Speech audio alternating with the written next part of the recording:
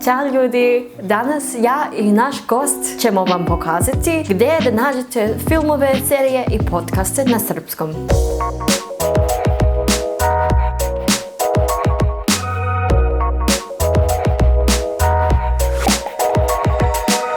Prvi resurs koji koristim je HBO Go, koji sam dobila besplatno sa Telenorom kada sam kupila plan. I oni nisu naš sponsor danas. Morate da imate samo belu kartu i neki boravak da dobijete plan kao stranac. Ljudi uvijek me pitaju gdje da nađemo filmove i serije sa titlovima. Ali problem je, nikad nisam koristila titlove kada sam gledala filmove. Niti na srpskom, ni engleskom. Moj trik je da uvijek nađem nešto na svom nivou. Znači, mogu da razumem bar 75% one što gledam. Onda gledam nešto malo teže kada shvatim da mogu da razumem bukvalno sve. Pa ne bukvalno sve, ali kada postane, prelagano. Počela sam sa crtićima za baš malu decu. HBO Go ima deo, zove se za najmlađe. Ali ako nemate HBO Go, probajte da pišete crtani za decu na YouTube-u. I evo je kako sam počela, pre nego što sam imala HBO Go. Većina crtanih filmova su sinhronizovani i imaju titlove. Ali sam ih probala i ponekad oni ne baš odgovaraju sa glasovima.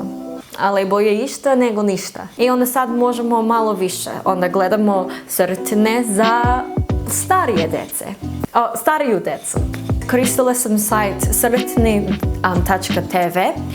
Mislim da još uvijek postoji. Možete da nađete crtane filmove, sve na srpskom i sve sinhronizovani. Naprimjer, imate Ninđer Konanjeće, Sunđer Boba, Zamajeva kugla i tako dalje, sve na srpskom. Mislim da HBO Go ima veću biblioteku. Naprimjer, kada sam počela, gledala sam Avatar Posljednji vladar vetrova i Avatar Legenda o Korri.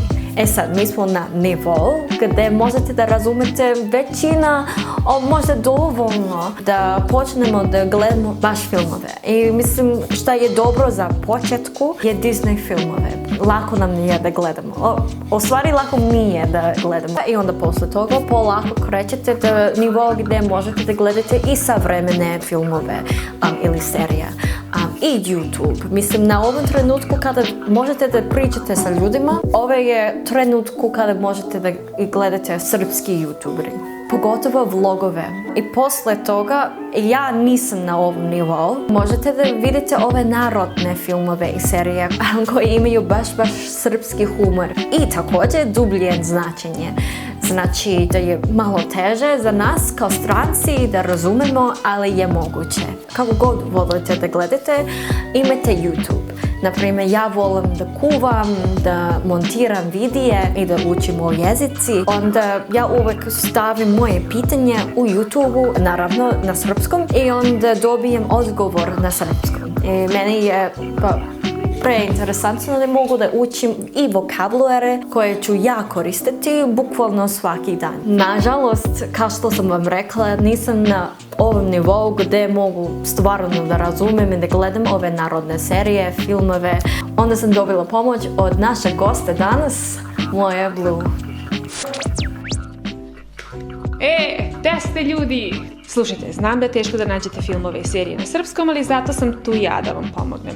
Ne smijete da zaobiđete klasike kao što su Zona Zamfirova ili Lajanje na zvezde koje možete naći na YouTube-u, ali bez prevoda. Možda je najbolje da skinete film i onda dodate prevod.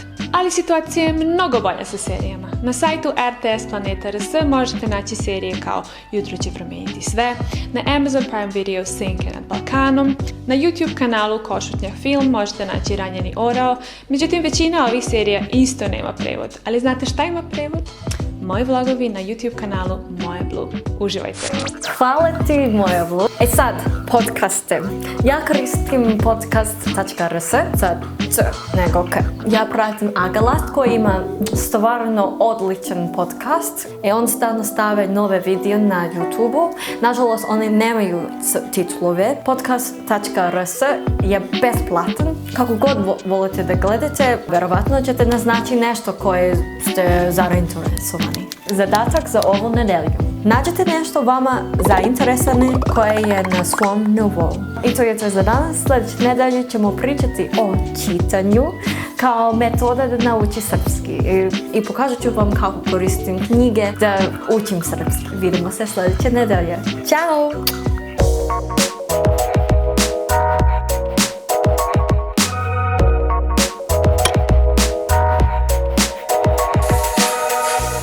Znam za jedan grad, zove se Beograd.